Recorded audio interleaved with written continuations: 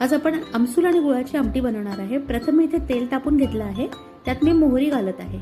आपली मोहरी थोडी तडतडली की जिरं घालणार आहे आपण। त्यानंतर आपण इथे थोडंसं हिंग घालून घेणार आहोत।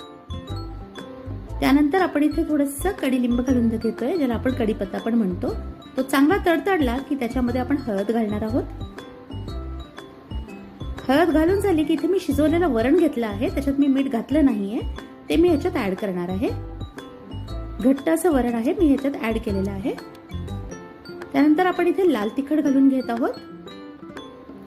त्याचबरोबर आपण इथे गोडा मसाला घालून घेणार आहोत।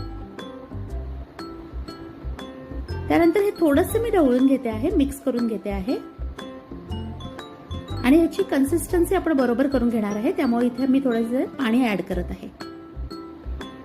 तुम्ही पाहू शकता मी पाणी ऍड केलंय। त्याचबरोबर मी इथे चवीनुसार मीठ ऍड करत आहे। मीठ घालून घ्यायचं आहे आपण याच्यात। त्यानंतर मी इथे आमसूल घेत आहे।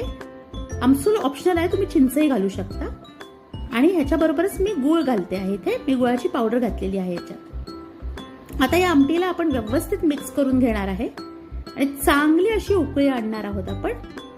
आमटीला उकळी आलेली आहे, आपण लवकर सर्व करू।